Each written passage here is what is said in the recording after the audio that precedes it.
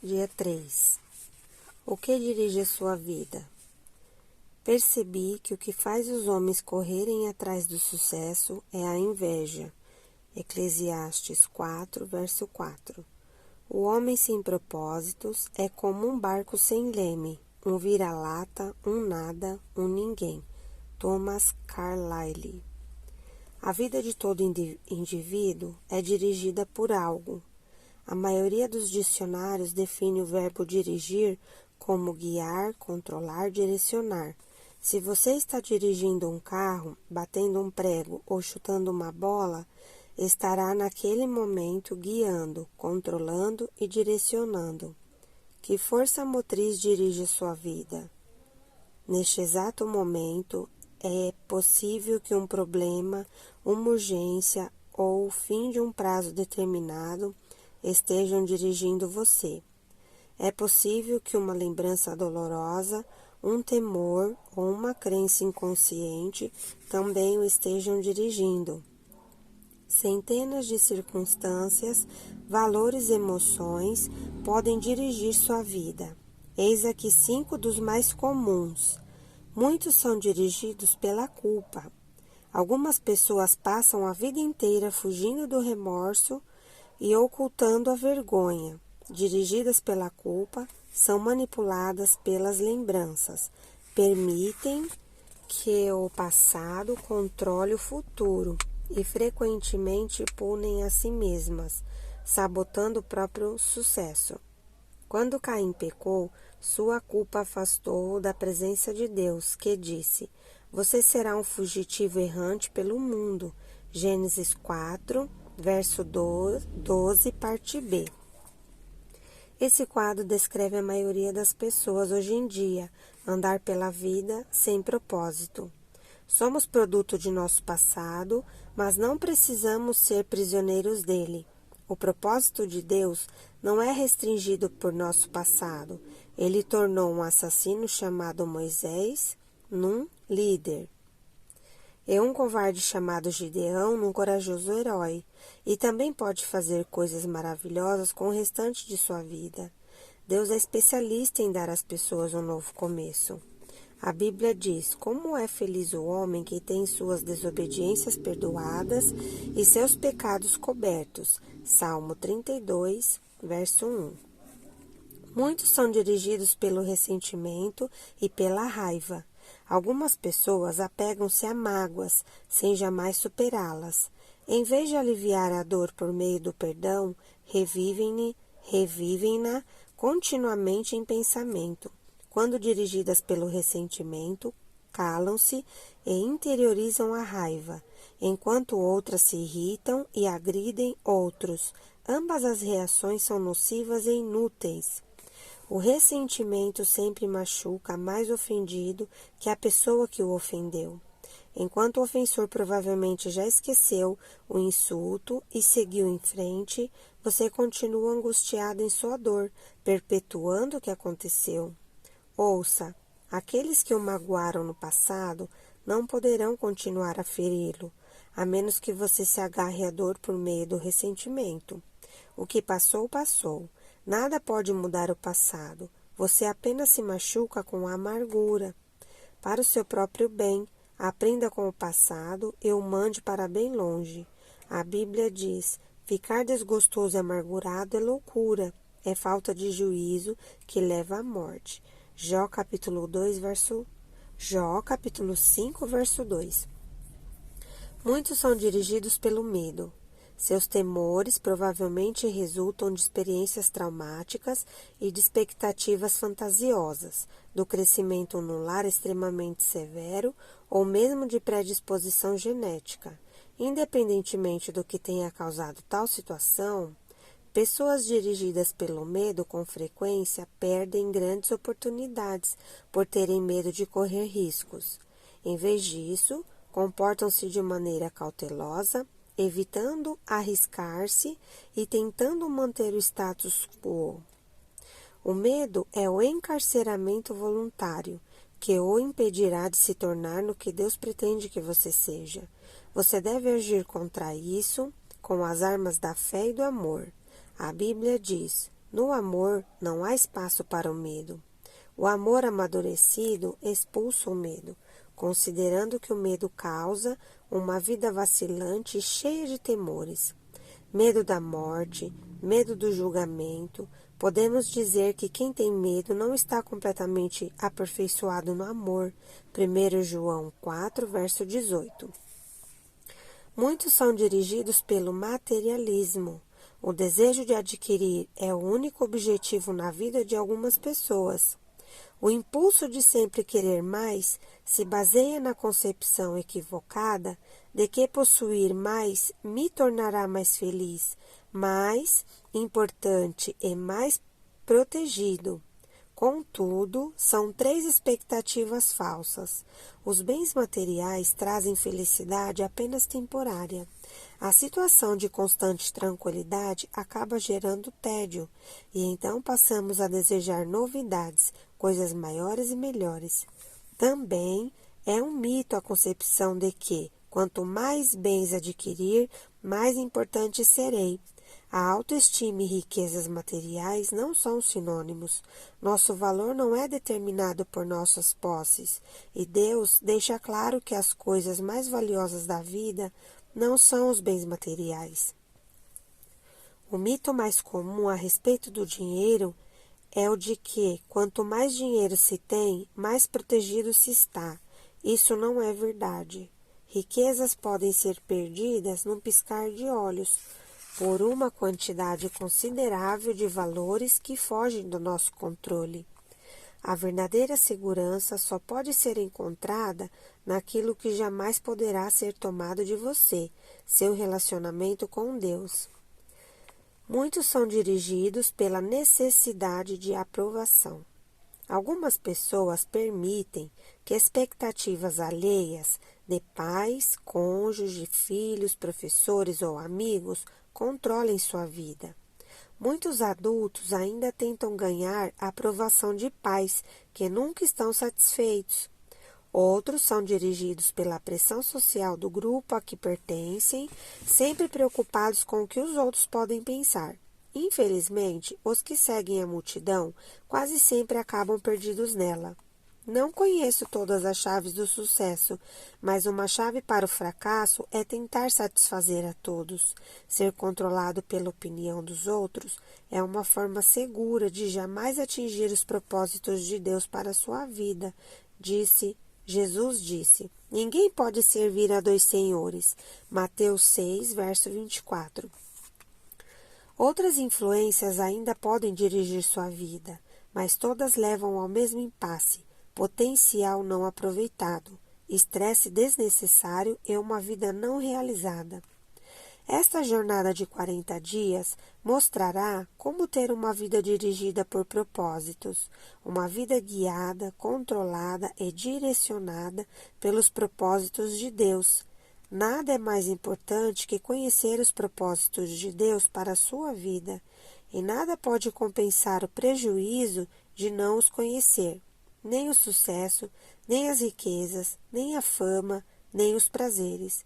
Sem um propósito, a vida não passa de movimento sem sentido, uma atividade sem direção ou uma série de acontecimentos sem motivo. Sem um propósito, a vida é banal, mesquinha e inútil. As vantagens de uma vida dirigida por propósitos. Há 5 grandes vantagens em se viver uma vida com propósitos. Primeiro, conhecer o propósito de sua vida faz com que ela tenha sentido. Fomos feitos para alcançar algum significado na vida, por isso tantas pessoas recorrem a métodos questionáveis, como a astrologia e a psicologia, para descobri-lo. Quando a vida faz sentido, você pode suportar quase tudo. Do contrário, ela se tornará insuportável. Um jovem na casa dos 20 anos escreveu: sinto-me um fracassado, pois luto para me tornar algo que nem eu mesmo sei o que. Tudo o que sei fazer é sobreviver. Se um dia eu descobrir meu propósito, aí sim começarei a viver. Sem Deus, a vida não tem propósito. Sem um propósito, a vida não faz sentido. Sem um sentido, a vida não tem relevância nem esperança. Na Bíblia, diversas pessoas expressaram sua falta de esperança. Isaías queixou-se: tenho me afadigado sem qualquer propósito, tenho gastado minha força em vão e para nada. Isaías, capítulo 49, verso 4a. Jó disse: meus dias são vazios e sem esperança. Jó, capítulo 7, verso 6. E detesto a vida, não quero mais viver. Deixa-me em paz, pois a minha vida não vale nada. Jó, capítulo 7, verso 16. A maior de todas as tragédias não é a morte, mas a falta de propósito na vida. A esperança é tão essencial para a vida quanto o ar e a água. É preciso esperança para lutar. Dr. Bernie Siegel descobriu que podia prever qual dos pacientes com câncer apresentaria melhoras, ao perguntar: você quer viver até os 100 anos de idade? Os que tinham profunda noção de propósito de vida respondiam que sim, e eram aqueles com maiores probabilidades de sobrevivência. A esperança é resultado de se ter um propósito. Se você tem se sentido sem esperança, não desista. Mudanças maravilhosas acontecerão em sua vida quando você começar a viver com propósitos. Deus diz: sei os planos que tenho para vocês, planos para o bem, não para lhes causar aflição. Eu lhes darei esperança e um futuro promissor. Jeremias 29, verso 11. Talvez você esteja com a sensação de estar enfrentando um problema insolúvel, mas a Bíblia diz: Deus é capaz de fazer muito mais do que nós jamais ousaríamos pedir ou mesmo imaginar, infinitamente além de nossas mais sublimes orações, anseios, pensamentos ou esperanças. Efésios 3, verso 20. Conhecer seu propósito simplifica a vida. Ele define o que você faz e o que não faz. O propósito é o padrão pelo qual você avalia suas ações, para saber as que são essenciais e as que não. Basta perguntar: essa ação me ajudará a cumprir o propósito de Deus para a minha vida? Sem um propósito claro, ficamos sem alicerce para fundamentar as decisões, dividir o tempo e empregar os recursos. A tendência será tomar decisões com base nas circunstâncias, nas pressões do momento ou nas variações de humor.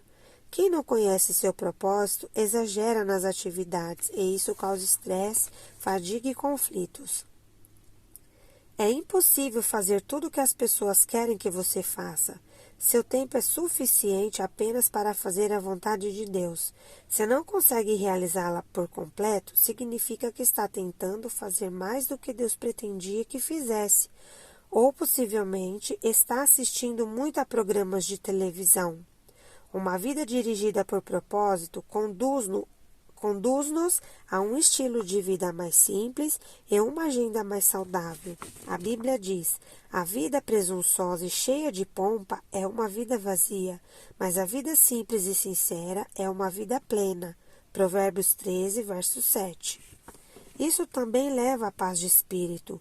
Tu, ó Senhor, dás paz e prosperidade às pessoas que têm uma fé firme, às pessoas que confiam em Ti. Isaías 26, verso 3.